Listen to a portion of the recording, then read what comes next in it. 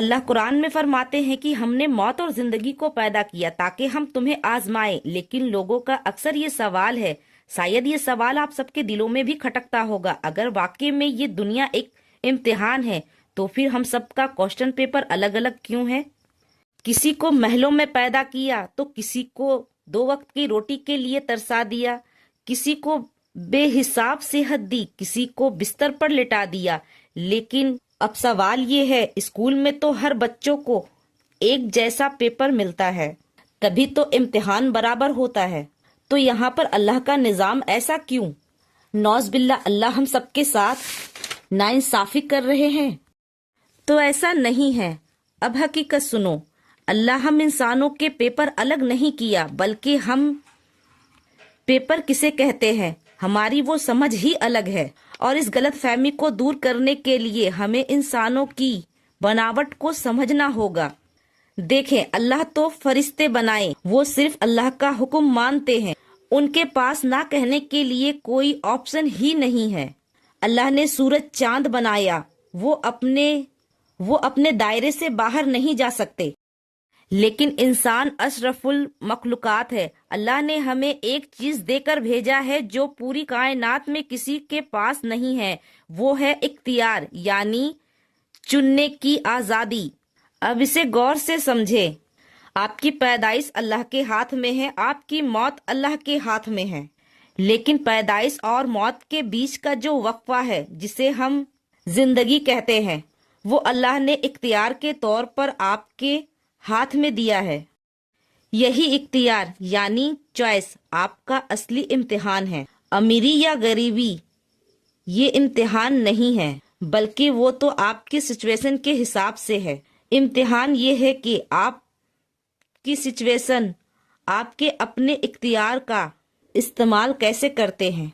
دنیا کا ہر ایک انسان، چاہے وہ امیر ہو یا غریب، ہر موڑ پر 2 راستے کھلتے ہیں، ایک طرف اس کا نفس کھڑا ہوتا ہے اور دوسری طرف اللہ کی شریعت بتائے گئے راستے، اور آپ کے پاس پوری اختیار ہے آپ کسے چننا چاہتے ہیں، بس یہی آپ کا پیپر ہے۔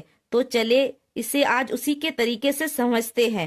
پہلا، غریب کا امتحان۔ اللہ ایک بندے کو تندرستی دی، یعنی غریب بنایا، یہ اس کا پیپر نہیں ہے، یہ اس کا ماحول ہے۔ اب اس کے سامنے 2 راستے ہیں۔ پہلا، نفس کہتا ہے کہ چوری کر، غلط کام کر، حرام کما، یا پھر اللہ سے شکوہ کر کہ مجھے غریب کیوں بنایا۔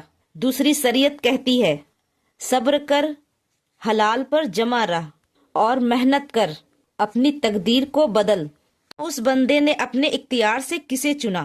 اگر اس نے شریعت کو چنا تو وہ پاس ہے۔ دوسرا، امیر کا امتحان، جو زیادہ مشکل ہے۔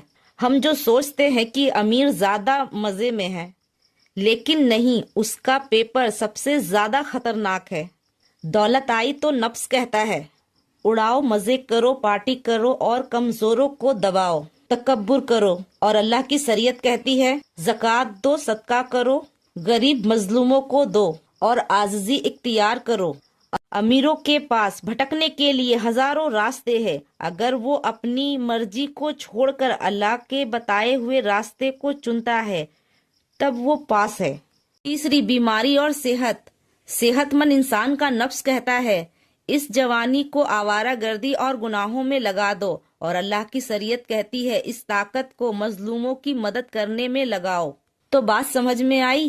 حالات الگ الگ ہو سکتی ہے، لیکن سوال سب کا ایک ہی ہے۔ جب آپ کے پاس چننے کی آزادی ہے تو آپ نے کسے چنا؟